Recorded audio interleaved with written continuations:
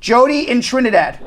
Hey, Jody. Yes, hi, good How day. are you? Good morning. Good morning. I'm doing okay, and how are you guys? We're coming to Trinidad to do the Brad and Squeeze show very soon. Yes, you all should. The carnival. Yes, for Carnival next year, okay. Yeah. Okay. All right. Right. Jody didn't seem too excited that we're coming. She's like, okay, whatever. Yeah, come. You're going to have a good time. Okay. Sure. All right, what's up? Right, so here's a question. My boyfriend lives abroad in New York, right? And he got, apparently when he tried to put in his citizenship, they denied him and they told him it was because he didn't take off the conditions of his green card. Okay. Bearing in mind, his green card actually got renewed just recently for another 10 years. They actually mailed him a green card then. So they made an when error. he was supposed to, yeah, they did an error. So he went back through all the process again sometime earlier this year to try to get the conditions removed. And up to now, he hasn't received no information at all from immigration. Wait, so the error was they gave him a 10-year card when they should have got a 2-year card, so he didn't know any better. And then he goes to do his citizenship, and they said, "Oh, you never removed the conditions, even though immigration gave you the 10-year card." Is that what happened? Yes, that's what it is. So did he file? Did he conditions and right? So did he file the I-751?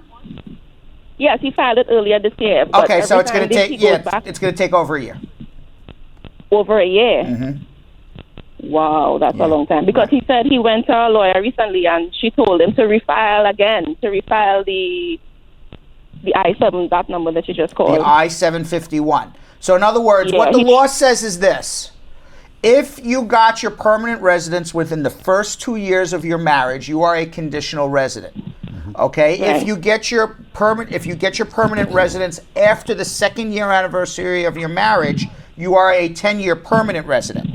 Now, what happened in this particular case, it sounds like to me, is that your father got his permanent residence within the first 2 years of his marriage. He should have been issued a conditional green card. Immigration made a mistake and sent him a permanent 10-year green card. He doesn't know any better. He's now eligible for citizenship. He files his citizenship, and the immigration officer says, well, you were only a conditional resident, despite the fact that immigration sent you a 10-year permanent green card. So now he is out of status. He has to file the I-751, no fault of his own, okay? But that's what happened. It now takes over a year to process that I-751, and then after he processes the I-751, he can then go back and do his citizenship. But quite frankly, if they've accepted his I-751, and he's been a resident for maybe probably 4 or 5 years now, or if he's more than 3 years in a bona fide marriage, he can redo his citizenship while the I-751 is pending. Okay, cool. He's actually been in the States for more than 10 years. Okay, so then he should do his citizenship simultaneously. He should still put in the citizenship. Yes. Package, even if the I-751 he hasn't received any feedback from them. He should have gotten a receipt notice back from them. Yes, he got a receipt. Okay, fine, yes. fine. So as long as he got the receipt notice back, I would suggest do the citizenship and let him do the citizenship and the I-751 together. And he would need a good lawyer to help him. He doesn't have to. He has to file. He doesn't have to. He doesn't have to. He can wait on the I-751. I'm saying if he wants to become a citizen, it is possible to do both at the same time, but he would need a good lawyer. Yeah, okay. All right. So, but I have a question. If he goes to file both of the documents at the same time, how long do you think it would take to actually come through? Would both of them come through at the same time? Well, yeah, he would go on an interview for his citizenship, and they would do both applications at the same time. So this might probably take another 2 years again. No, not 2 years, but probably another year. But it's faster than waiting on the I-751 and then doing a citizenship thereafter. That's 2 years. Okay, so you think he should? So that means he still has to refile again for the 751 and the. No, he's done the I-751. No, he's done the I-751. Just do the N-400 now. Hold on one second. All right. Once again, folks, live from Trinidad, want to say thanks to Jody. Yes. 1-800-529-5465. We are truly, genuinely a multicultural program right here. 1-800-529-5465. Let's get back to the phone lines. Coming up shortly, we have got what's called the social media check-in with Kim Moore. Okay, we call her the social media queen, where we answer your questions from Facebook Live, and that's the Brad and Squeeze Show on Facebook. And once again, let's get back to the calls. Sophia. Hi, good morning. How are you? Good morning, Sophia. Okay. What I need to ask is my husband filed for me. He has put in the papers around, what are we, in December? Yeah. I don't He put know. them in November. He's like, what? I don't know. When did he put them in? She's like asking me. I go, how would I know when he put them in? All right. So he put them in November, December, and Yeah, he had put that was a them year in, ago. That was November. so a month ago, No. or a year and a month ago? A month ago. A month ago. I got a letter from them to do the biometrics. Great. Yes, but my problem is I have my passport, but it's expired. So I want to know if that passport can be taken to do the biometrics. You can, but most likely you're going to need a valid passport. So go renew your passport. I doubt they will do it with the expired passport, but you can try if that's all you got. Okay. Go renew your passport. Go renew your I'm not, passport. if I renew the passport, I Go would. today. Get off the phone with me today, right now, and go run and renew your passport. This should have all Yes, been but done what I'm before you saying started. to you, yeah, what I'm saying to you, it makes no sense. I go and renew it, and I have the stuff to be done like next week. I won't get it back. The passport takes around 4 to 6 weeks. Go do it today. So if I go to do it today, what will I bring to give to get them to do the biometrics? You will have to reschedule your biometrics, or you can try to go do your biometrics next week with the passport that's not valid, see if they do it, and then try to renew it. And if they don't do it, then you're 2 weeks behind more. I mean, Sophia, how do you file papers and just sit there without a valid passport? Come on, just do it. Did you cut her off? Yes, Why? That's not nice. Sophia. Squeeze says I'm not nice to you. It's okay. Was that okay? No, she's just. What? I'm telling her what to do. Well, you just floored her. You didn't do it nicely. Sophia, Hello. go take your fingerprint. I doubt they will fingerprint you. I don't know what I can possibly say to help her now with 1 week before fingerprint when she doesn't have a valid passport. So what I am saying to her is go fingerprint, but they're not going to let you do it because you don't have a valid passport. So you have to go renew your passport. There's nothing you can do without a valid passport. She's blown away. She's just processing it, Brad. Okay. Hold on. She understands. She needs an appointment to come see me. Thank you, Squeeze. That's better. Thank you, Squeeze. Ishmael in Jamaica, Queens. Hi, Sophia. Bye, Sophia. Yeah, good Ishmael, how you doing? morning. Yeah, I'm Yes. good. How are you? Yeah, I'm fine. Thank you. I just want to ask just a quick question. Yeah, go ahead. Hello? Yes. Yes. Okay. I don't know if with my green card I can give my mother invitation to the United States. You can give your mother an invitation to the United States. That's not going to get her a visa. Maybe it will, maybe it won't. Your mother has to prove that she has ties back to her home country. Oh, okay. Okay? All right. Thank you so much. All right. 1-800-529-5465. Once again, folks, this is the Brad and Squeeze Show. Would you like to check in with Kim? Now, let's go to Elton, who's been waiting for 10 minutes. Elton in Yonkers. Elton, you've been waiting in YO. How are you? Yeah, What's morning. I just must have started pending since January, right? Mm-hmm. And recently my grandma passed, like yesterday. I'm sorry to hear that. So Sorry to hear that. I want to know if it's possible for me to get, like, a travel document so I can go to the funeral or something. You have an adjustment pending. Yes. Did you apply for the advanced parole?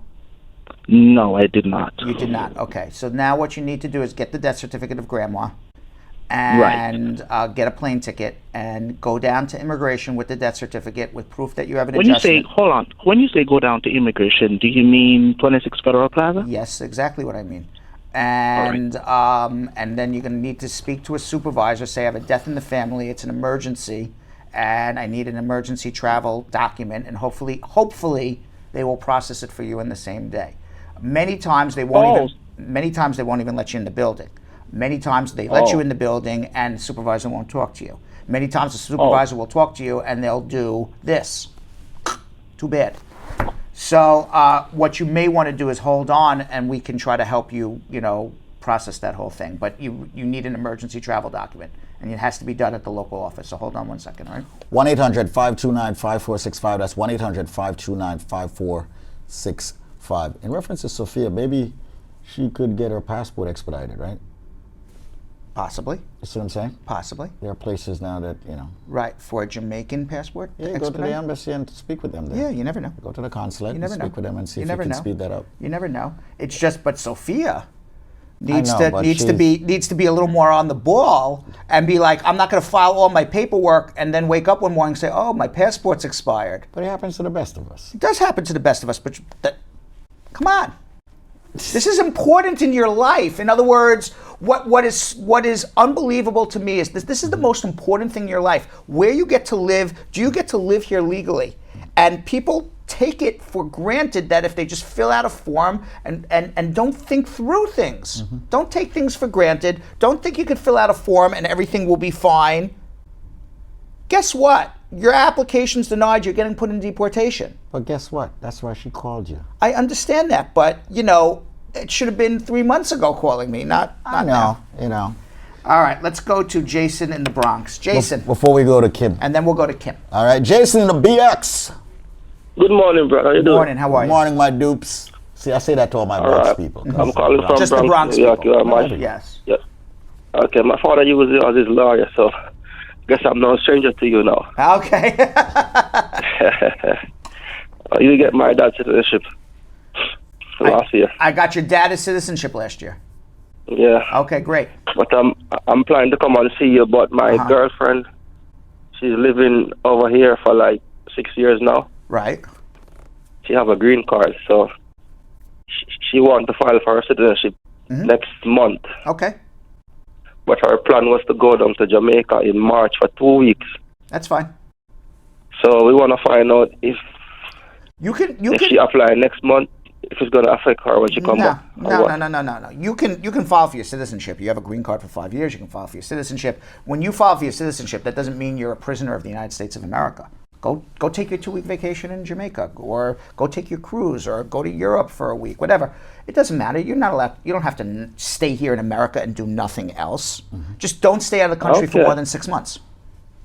Okay, so it doesn't matter if she filed before or after. No. Just don't stay out for long periods of time. That's all.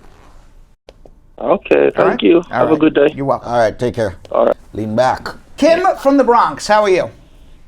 I'm fine. How are you? I'm fine. okay. She's fine and good. What's your question? J-Lo from the block. Yes. I'm calling because I want to ask a question pertaining to my boyfriend. We have a kid together, and he has been married for like 5 years now. Right. He told me that he has some form of, I guess, criminal background based on the fact that he had got caught with like guns twice and weed in his possession. He got caught with a saying, gun twice, you said? Yeah. Yeah. Okay. And he doesn't have any papers or anything. Right. I'm also a citizen, but he married before we met. And he's still married and he still lives there with a wife. So it's like I keep on asking the question, like, what's going on with your paperwork? Like, because I just don't want to be bothered or something like that. And he always like push off the story and said, it's in the process or whatever. But I could recall him showing me something stating that it's denied. And then now he's like, he just needs money to put it back in because he's expunging certain, like, the weed charge or whatever. But I don't understand, so that's why I called. That's the reason why you're going to answer the question, Brad. There's no expunging weed thingamajiggies. Yeah. You can, if he has some weed convictions, he's barred forever from getting a green card. Number one. Number two, it sounds like he's not in a real relationship, or wasn't a real relationship with his first wife, but certainly not anymore. So him trying to file for a green card through a wife that he's in a dead marriage with is a no-go also. But you're not going to get a green card if you have weed convictions, so you have to try to vacate them. So maybe that's what he's coming to you for money to pay a lawyer to try to vacate a conviction. Now, I will say this. You only have one opportunity to vacate a conviction. You either are successful or you're not. You don't get a second, third, fourth time to try to do it. So what I would suggest you do, if and he's going to need to get divorced, All right, he's got a lot of issues. He's got guns, weed, lying to a girlfriend, married to somebody else. Yeah. Okay, he's got a lot. What's her status? She's a citizen. Oh no, green card holder. So he's got a lot of issues. What are you, darling? Kim, what are you? I'm a citizen. I just citizen. recently filed for my mom, and she got it. All right, congratulations. So he's got a lot of issues. Okay, so you got to sit him down first of all, just from a relationship standpoint, and say, WTF, what the freak. Oh, okay. Okay. What the freak, man? Yeah. I mean, you got to get your life together here. You got to come. If I'm in a relationship with you, you got to tell me what's going on. I shouldn't have to call into a Brad and Squeeze show to ask them to interpret what you're telling me. Right. Okay. And then get your relationship in order. Okay. And then once you get your relationship in order, if you want to help him, then bring him in.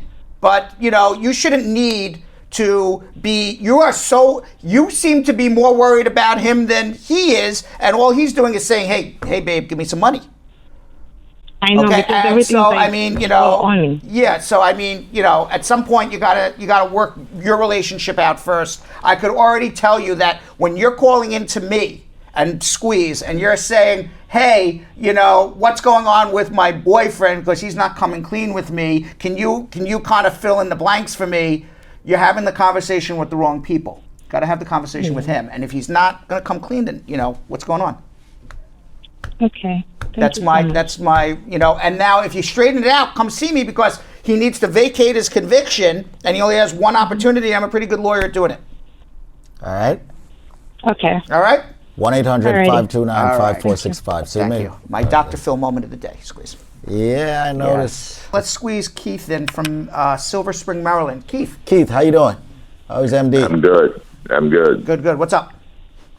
Yeah, the question I like to ask is, I had an arrest record back in 1983, and I had to get what you call it, deposition, or is this what they call it? Disposition. Yeah, disposition. Yeah, and on it, it's I don't have it in front of me right now, but it was what do you call it? Marijuana possession. Is that your only conviction ever in your lifetime? Yes. When did you get your green card? If you got a green card. I've got a green card. I have my green card. Since when? Since 1978. Okay, and you want to become a citizen? Yes. Okay, you can do your citizenship. It doesn't even matter what the conviction was in 1983, as long as you pled guilty. Even if it's an aggravated felony, you're still barred. You're not barred from becoming a citizen with an aggravated felony prior to November 1990. So you are absolutely eligible to do your citizenship. You may have a deportable offense from 1983, but the odds that they would be able to deport you being here for 40 years with one conviction and good moral character for 35 years is probably unheard of. Do not do this on your own. Have a lawyer do it for you, but you're Spar and eligible for your Bernstein do it citizenship. for you. Okay? Look at that. Hold on one second. Hold on.